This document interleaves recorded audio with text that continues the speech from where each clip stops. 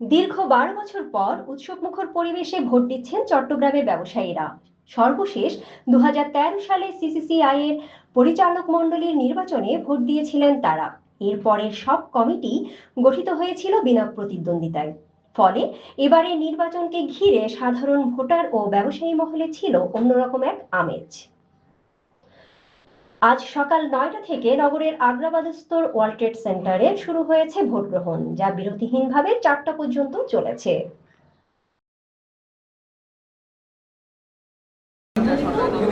এক দশকেরও বেশি সময় এই চট্টগ্রাম চেম্বারে কিন্তু নির্বাচিত প্রতিনিধি আসেন। শুধু চট্টগ্রাম চেম্বার নয়, সারা বাংলাদেশেরই কিন্তু একই চিত্র। আপনি ঢাকা চেম্বার ধরেন, মেট্রোপলিটন চেম্বার ধরেন, বিসিসিআই ধরেন, কিন্তু ব্যবসায়ী কারা?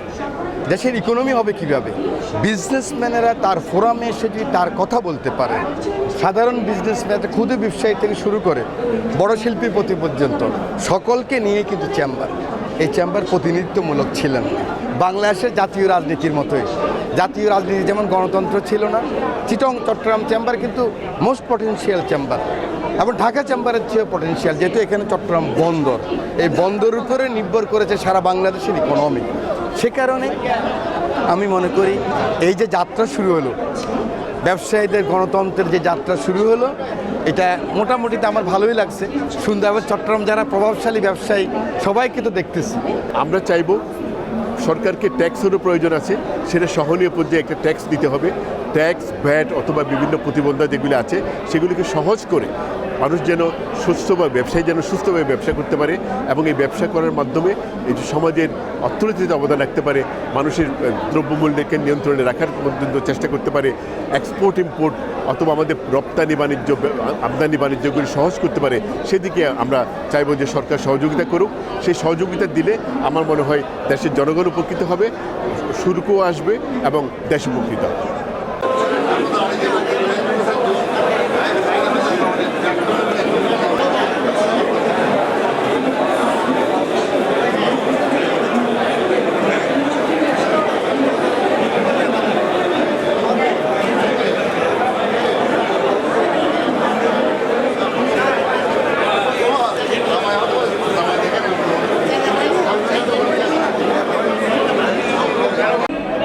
এই যে 17 বছর বাংলাদেশের মানুষ নির্বাচনে ভোট দেওয়ার জন্য যেভাবে উন্মুখ হয়েছিল চট্টগ্রামের ব্যবসায়ী সমাজ, সেরকম গত 14 বছর উন্মুখ হয়েছিল চট্টগ্রাম চেম্বারে ভোট দেওয়ার জন্য।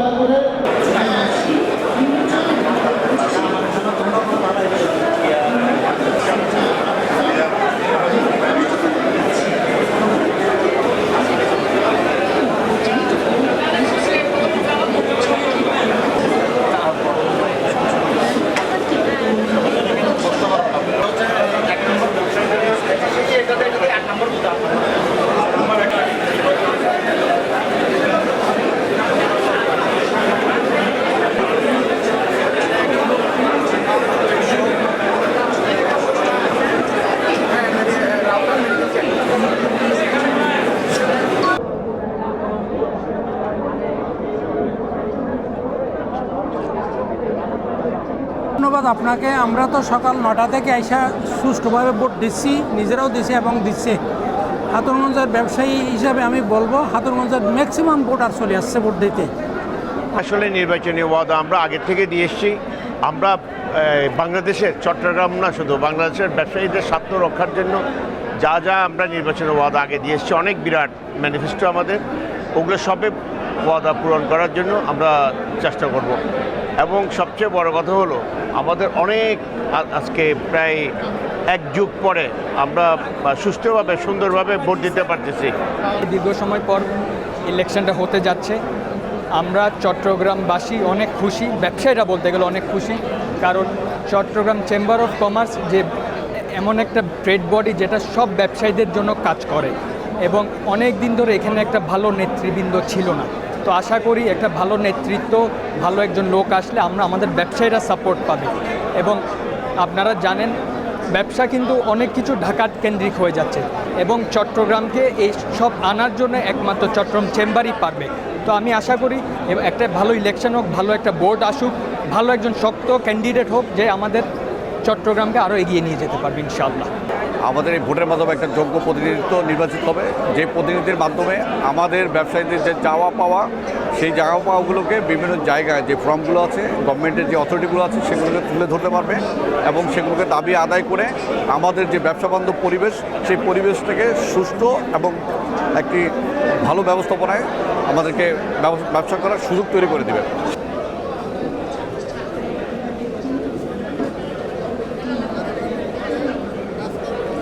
আসলে চেম্বার অফ কমার্স হলো একটা বাতিঘর ব্যবসায়িক জগতের।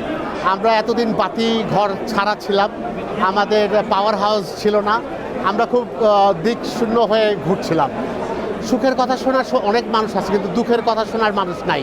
আমি মনে করি চেম্বার অফ কমার্স এমন একটা জায়গা, এমন একটা প্ল্যাটফর্ম যেখানে আমরা দুঃখের কথাগুলো শোনাতে পারি এবং সমাধান পাই। তো এই 13 বছর যে বিপদের মধ্যে ছিলাম, সেটা থেকে একটা উত্তরণের রাস্তা দেখতেছি। আমি খুব পজিটিভ এবং আশাবাদী, এবং যারা আছেন নেতৃবৃন্দ, তাদের মধ্যে যে উইজডম আছে এবং ব্যবসায়িক জগৎ নিয়ে ওরা ভাবেন, সেই বিচক্ষণতা আছে। আমরা আশা করতেছি আমাদের ভবিষ্যৎ খুব সুন্দর হবে। ফিল লাইক বাংলাদেশে ইদানিং আপনার এন্টারপ্রেনারশিপের ক্ষেত্রে অনেক ধাপ আর ঝাপ আমাদের পার করতে হয়। সো এই ক্ষেত্রে অবশ্য আমার চাওয়াটা থাকবে যেন ওইগুলি আমরা ওভারকাম করতে পারি একত্র হয়ে, কিন্তু অবশ্যই আমাদের এটাও চিন্তা করতে হবে যে আসলে সরকারিও সাপোর্টটা লাগবে। সো আমরা যদি এই নতুন এন্টারপ্রেনার্সদেরকে সাপোর্ট না করি, আসলে বাংলাদেশ ওই নেক্সট স্টেপটা কীভাবে ফরওয়ার্ডে যাবে সেটা আসলে একটা চিন্তার বিষয়। সো আশা করি এই প্যানেলের মাধ্যমে আমাদের এইগুলি প্রবলেমসগুলি ওভারকাম করা যাবে। দেখুন, বাংলাদেশের আসলে চিটাগং চেম্বারটি বাংলাদেশের একটি ঐতিহ্যবাহী চেম্বার, সবচেয়ে পুরনো চেম্বার। চট্টগ্রাম হচ্ছে বাংলাদেশের অর্থনীতির আমরা গেটওয়ে বলতে পারি। এক্ষেত্রে আমাদের আসলে চট্টগ্রামে যারা ব্যবসায়ী আছে, তাদের তো সমস্যা অনেক, সমস্যার শেষ নাই। তো এখানে আসলে চট্টগ্রাম চেম্বার ব্যবসায়ীদের প্রতিনিধিত্ব করবে। আমাদের আশা থাকবে যে যারা দায়িত্ব পাবেন, যারা ইলেক্টেড হবেন, যারা দায়িত্বপ্রাপ্ত হবেন, তারা চট্টগ্রামের যারা ব্যবসায়ী, তাদের সমস্যাগুলো সরকারের কাছে তুলে ধরবেন, ন্যাশনাল লেভেলে তুলে ধরবেন এবং এই সমস্যার সমাধানের চেষ্টা করবেন।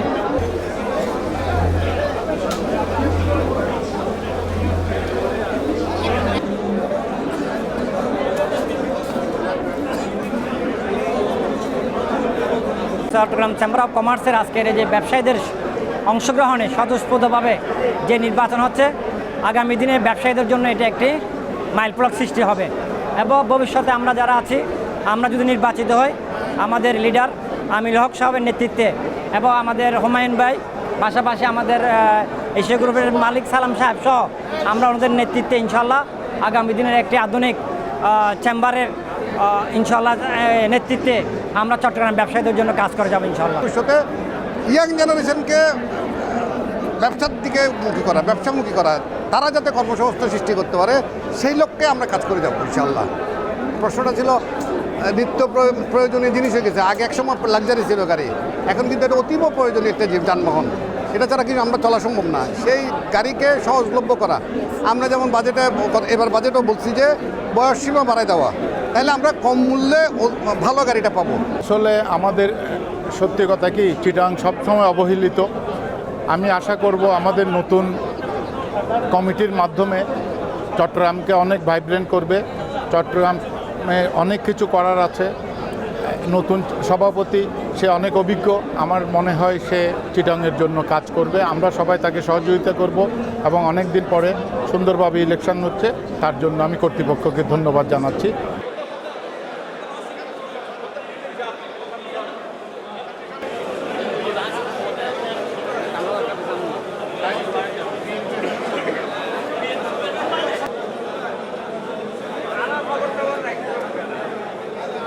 যারা এখনো ভোট দেননি, তাকে দয়া করে আপনাদের ভোটের সামনে লাইনে যাওয়ার জন্য অনুরোধ করছি। পর যারা লাইনে থাকবেন না, তাদের ভোট গ্রহণ করা। চট্টগ্রাম চেম্বার অফ কমার্সের সেই ঐতিহ্য কিন্তু একেবারে তলানিতে চলে গেছিল, মানুষের কণ্ঠ ছিল না। কণ্ঠটা মনে হচ্ছিল কোথায় একটা আবদ্ধ ইয়ার মধ্যে ছিল।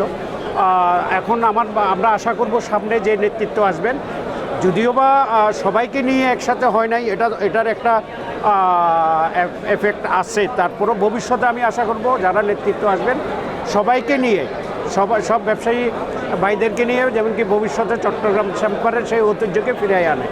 আমরা বিজয় হলে আসলে আমরা অনেক দিন পর চেম্বারে ইলেকশন হচ্ছে, আর ব্যবসায়ীরা খুব উৎফুল্ল। আপনারা দেখছেন প্রচুর মানে ভোটাররা এখানে উপস্থিতি এবং বিভিন্ন ব্যবসায়ীরা এখানে আসছে। আজকে উৎসবমুখর পরিবেশে ভোট হচ্ছে। ইনশাল্লাহ আমরা যদি আমাদের এই প্যানেল যদি জয়যুক্ত হয়, আমরা ব্যবসায়ীদের সাথে এবং এই চট্টগ্রামের সাথে আমরা কাজ করবো। দেশে আসলে ধন্যবাদ জানাতে চাই এর জন্য, কারণ অনেক দিন পরে এই ইলেকশনটা হচ্ছে এবং আমি বিলিভ করি পার্সোনালি এই ইলেকশনের পরে যখন একটা বোর্ড গঠন করা হবে এতে উপকৃত হবে আমাদের চট্টগ্রামের ব্যবসায়ীরা, কারণ চট্টগ্রামের ব্যবসায়ীরা এতদিন আসলে বঞ্চিত ছিল চেম্বারের এই অনেকগুলো সেবা থেকে। তো এই আমাদের প্রত্যাশাতে একটা ভালো রিপ্রেজেন্টেটিভ এসে আমাদের বিজনেস কমিউনিটিকে ভালো সার্ভিস দিবে, যাতে আমাদের ব্যবসায়ীরা যারা আছে চিটং শহরে ওনারা যাতে ভালো সুফল পায় এই চেম্বারের ট্রেড বোর্ডের মাধ্যমে।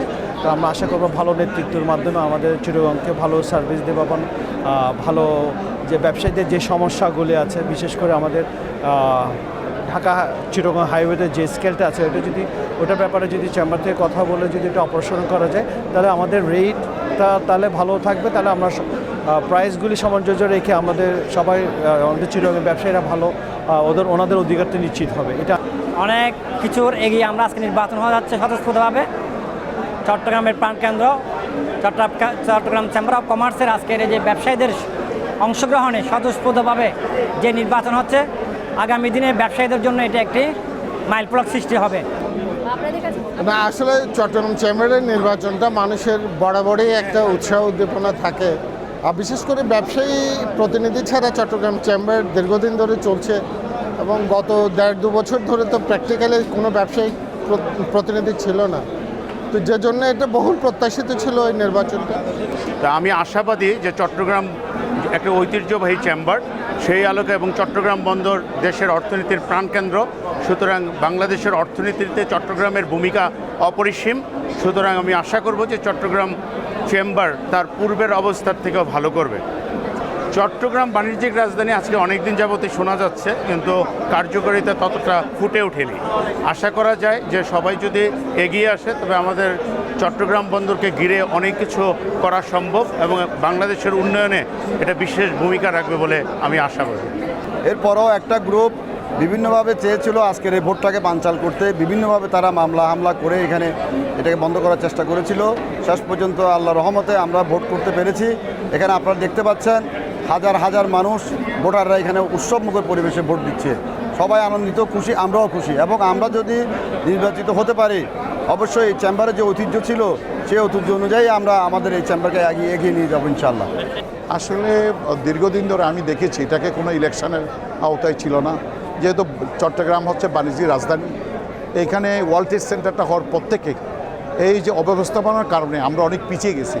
আমরা চাই যে একটা সুস্থ নির্দলীয় ব্যবসায়ীকে রাজনীতির ঊর্ধ্বে রেখে এই ব্যবসায়ী পরিচালনা পরিষদকে যদি আরও ডেভেলপমেন্টের মধ্যে যদি দেশের যে তাদের গতিশীল করা যায়, সেক্ষেত্রে দেশ এবং জাতি উপকৃত হবে। আমরা চাই সুন্দর বোর্ড চাই, যেটা মানুষ সুন্দরভাবে সুস্থভাবে কোনো প্রভাবমুক্ত এই প্রথম ইলেকশনটা আমি দেখেছি। সেজন্য আমি আমাদের অনেক ভোট, আমরা যে একটা ভোটে 2-5টা করে দিচ্ছে, আমার পকেটে এখনও রয়ে গেছে। আমার খুব আনন্দ পাচ্ছি। এই ভোট আমরা আগে দেখিনি কখনো।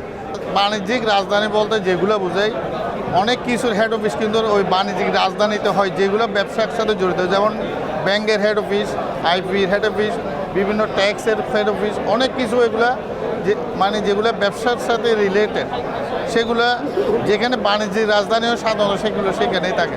কিন্তু আমাদের দুঃখের বিষয় আমরা ঢাকাতেই যেতে হয় সব কিছুর জন্য।